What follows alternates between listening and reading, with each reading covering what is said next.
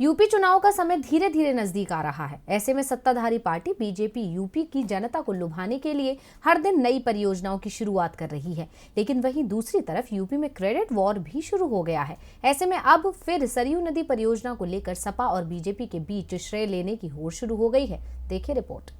UP की सत्ताधारी party BJP की छवि यूपी की जनता के बीच खराब हो चुकी है।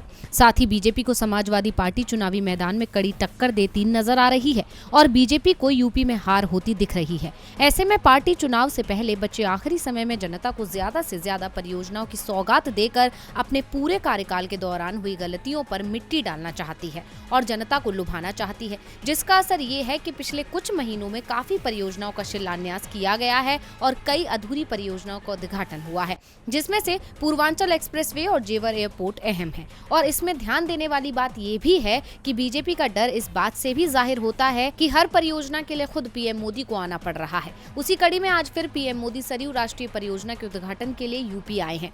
ऐसे में उनके आने से पहले ही सपा ने इस परियोजना का श्रेय लेने की कोशिश की है, साथ ही बीजेपी को निशाने पर लिया है। सपा अध्यक्ष अखिलेश यादव ने ट्वीट कर कहा, सपा के समय 3/4 बन चुकी सरयू राष्ट्रीय परियोजना के शेष बचे काम को पूर्ण करने में उत्तर प्रदेश भाजपा सरकार ने 5 साल लगा दिए।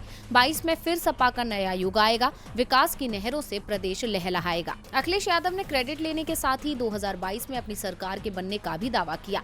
ये पहली बार नहीं है जब किसी परियोजना पर सपा ने क्रेडिट लेने की कोशिश की हो। इससे पहले भी पूर्वांचल एक्सप्रेसवे के लिए भी सपा ने दावा किया था। यहाँ तक कि जेवर एयरपोर्ट कानपुर मेट्रो के ट्रायल रन के समय भी अखिलेश ने बीजेपी सरकार पर आरोप लगाया था कि वो सपा के काम पर अपना नाम कर रही है।